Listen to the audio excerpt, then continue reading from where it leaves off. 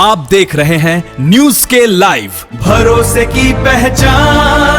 क्या झारखंड में भ्रष्टाचार के खिलाफ कार्रवाई सिर्फ दिखावा बनकर रह गई है? क्या बड़े आरोपियों को बचाने के लिए जांच एजेंसी ही ढाल बन रही है? शराब घोटाले में चार्जशीट दाखिल न होने से आरोपियों को जमानत मिलने के बाद अब सियासत गर्मा गई है और नेता प्रतिपक्ष बाबूलाल मरांडी ने एसीबी पर गंभीर आरोप लगाए हैं। झारखंड में बहुचर्चित शराब घोटाले को लेकर एक बार फिर सियासत तेज हो गई है।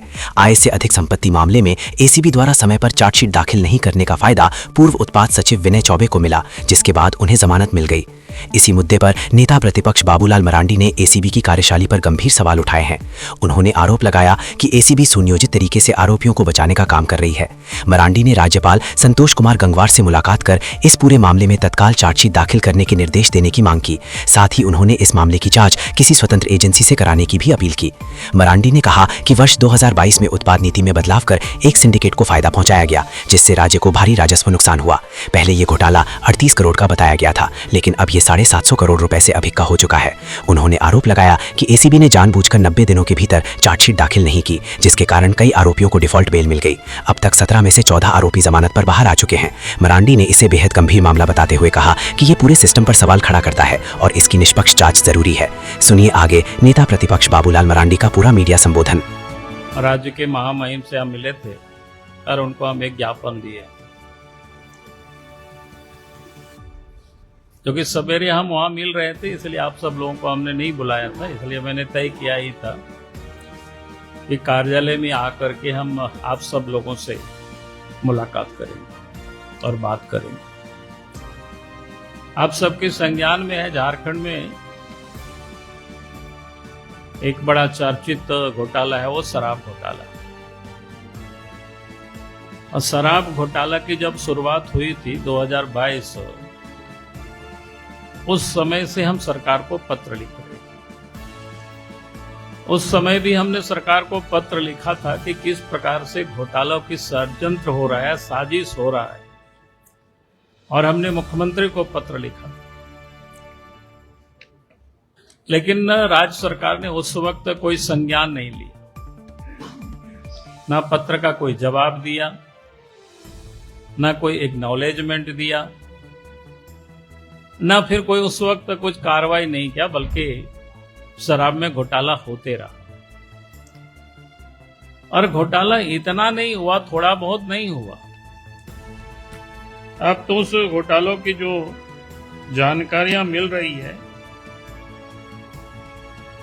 वो कहीं 700 करोड़ से कहीं 750 करोड़ से भी कहीं अधिक, अगर ठीक से जांच होगी तो हमें लगता है कि 1000 करोड़ रुपया कि घोटाला वो सामने आए। लेकिन घोटाला होते रहा, लोग लूटते रहा, पैसा खाते रहा। राज्य के मुख्यमंत्री हेमंत सोरेन जी ने उस पर कोई कार्रवाई नहीं की। लेकिन आप सबको ध्यान में होगा कि एसीबी ने 20 मई 2025 को घोटाला के जो मुख्य सूत्रधार थे, उस समय तत्कालीन उत्पाद सचिव आईएएस विनय कुमार चौबे जी, संयुक्त उत्पाद आयुक्त गजेंद्र सिंह गिरफ्तार किया गया। किस प्रकार से आनन फनन में गिरफ्तारी हुई थी, ये आप सबको जानकारी में।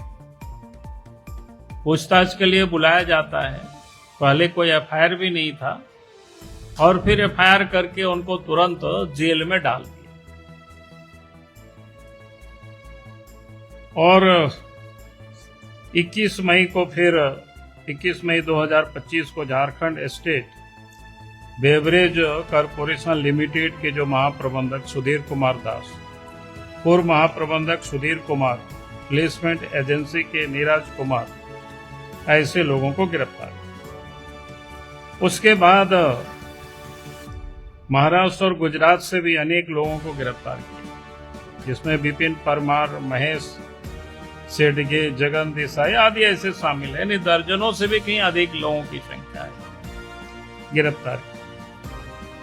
लेकिन जिस तत्परता से सरकार ने गिरफ्तार किया, और गिरफ्तार करने के बाद फिर जब 90 दिन पूरा हुआ तो धीरे धीरे सबको डिफॉल्ट बेल मिल गई। यानी सरकार की ओर से, एससीबी की ओर से चार्जशीट सबमिट नहीं किया गया। तो ये इसको आप क्या कहेंगे? ये बिल्कुल क्या कहते हैं, पूरे इसमें भी साजिश ही नहीं बल्कि इनको बचाने की एक साजिश, और इसमें भी पैसा कमाने के एक प्रकार से षड्यंत्र किया गया। पहले शराब घोटाला में और जब शराब घोटाला किया तो उस समय भी पैसा लोगों ने लिया, और फिर उसके जांच के नाम पर फिर केस, एफआईआर, फिर गिरफ्तारी, और गिरफ्तार होने के बाद 90 दिनों तक चार्जशीट सबमिट नहीं करना, और फिर धीरे धीरे सबको डिफॉल्ट बेल मिलते चला गया। और कल तो आप सब लोगों ने, मेरे ख्याल से आज मैंने अखबार देखा नहीं, शायद छापा होगा, लेकिन कल मैंने ट्वीट भी किया था, आय से अधिक संपत्ति के मामले में जो विनय कुमार चौबे जी को गिरफ्तार किया गया था, उसमें शायद चार्जशीट वो सबमिट नहीं किया 90 दिन में। तो आप समझ सकते हो सरकार कितनी गंभीर है, करप्शन की जांच के लिए एससीबी कितना गंभीर है, इसे आप समझ सकते हो।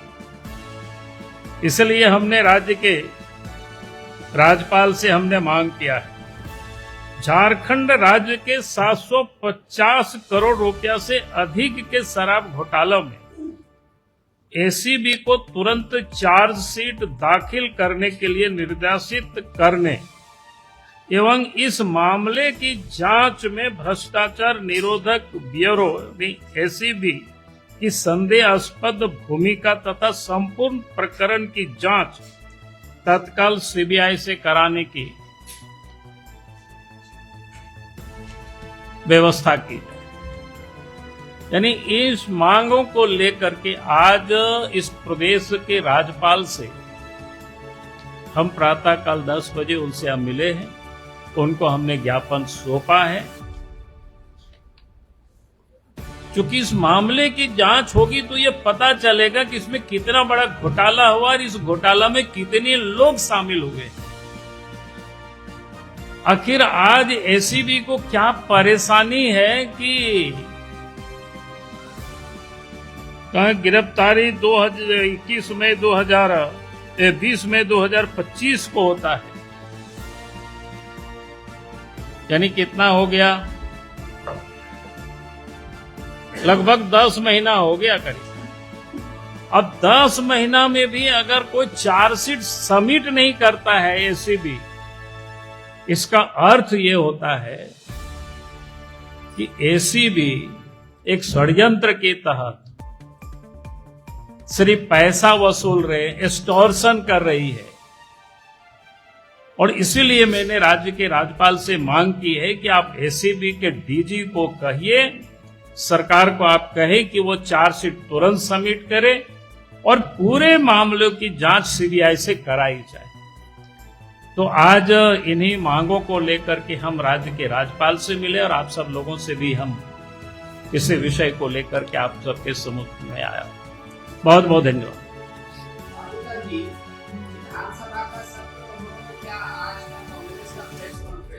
झारखंड में ऐसा लग रहा है बीजेपी और कांग्रेस की एक ही बोली है, दोनों विपक्ष को भूमिका के लिए ही लड़ रहे हैं। तो क्या ये पार्टी की कांग्रेस मानी किसी जोड़कर कैसे आना किस रूप में देगा?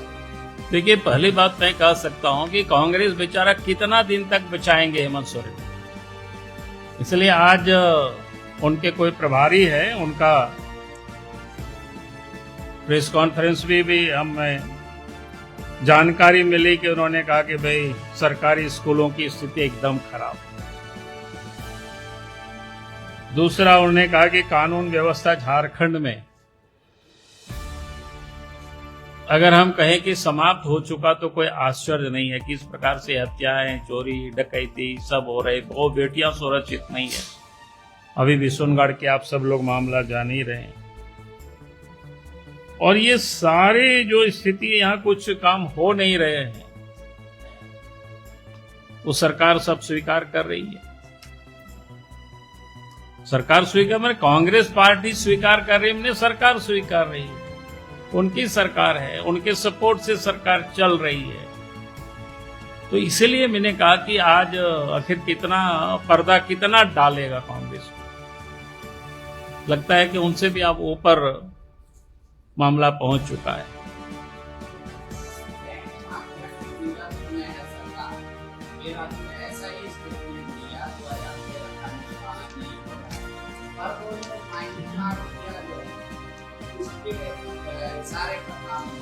देखिए, मैंने तो पहले ही मैं बार बार बता रहा हूँ, कई एक दफा मैं प्रेस में भी, सदन में भी मैंने कहा है कि किस प्रकार से यहाँ जमीनों की जो लूट हो रही है सरकार के संरक्षण में,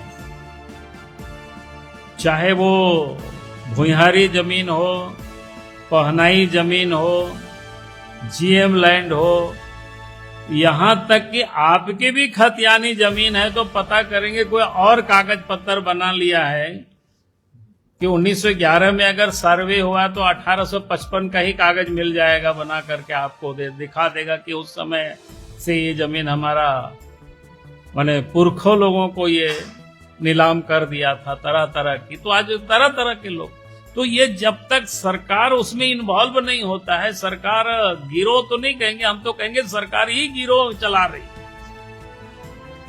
गिरोह के ये में नहीं है, और उसमें सरकार में कांग्रेस शामिल है। तो किसको वो बता रहे हैं, किसको वो दिखा रहे हैं ये आईना? इसलिए अपने फेस बचाने के लिए वो आज उन मजबूरन उनको बोलना पड़ रहा है। जैसे राजीव गांधी किसी समय कहा था कि हम 1 रुपया भेजते हैं तो मात्र 15 पैसा पहुंचता है। भाई, आप प्रधानमंत्री हैं, आपको पता है तो उसको आप ठीक कर सकते हैं ना। तो कांग्रेस पार्टी के सहयोग से यहाँ सरकार चल रही है, उनको पता है, तो आप प्रेस कॉन्फ्रेंस करके जनता को क्यों बरगला रहे हैं? आप सरकार को ठीक करिए, सरकार नहीं ठीक हो रहा है तो छोड़ दीजिए उनको।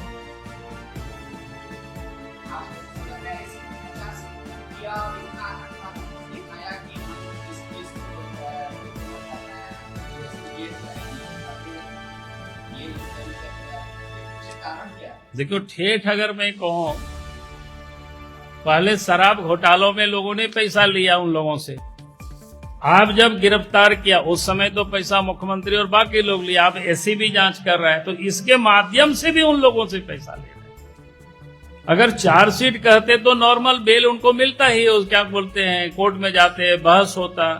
अब चार्जशीट नहीं किया तो डिफॉल्ट तो बता दिया होगा कि भाई आपका हम चार्जशीट नहीं सबमिट करेंगे, आपको 90 दिन में बेल मिल जाएगा, हमको इतना पैसा दीजिए। अब प्रिया दुबे को पूछेंगे और उस समय के कौन थे, अनुराग गुप्ता को पूछेंगे तो ये लोग आपको बता देगा कितना कितना पैसा इन शराब लोभियों से लोगों ने पहले लिया और आप कितना लिया। और इसीलिए मैं कहता हूं कि इस मामले की सीबीआई से जांच होगी तो यह पता चल जाएगा। जिस दिन प्रिया दुबे को पूछेगा सीबीआई कि आपने चार्जशीट क्यों नहीं सबमिट किया 90 दिन में, जिस दिन अनुराग गुप्ता को पूछेगा कि आपने चार्जशीट क्यों नहीं सबमिट किया 90 दिन में, तो सारे बातें खुल जाएगी। तो इसीलिए मैं कह रहा हूं कि पूरे मामले को हेमंत सोरेन अगर निष्पक्ष है तो आप क्या कहते हैं, सीबीआई को सौंप दीजिए, केस को जांच होने दीजिए, जांच होगी तो पता चल जाएगा।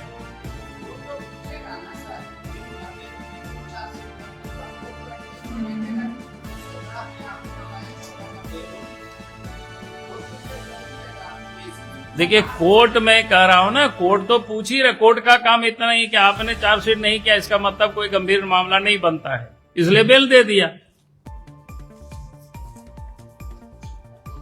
चलो।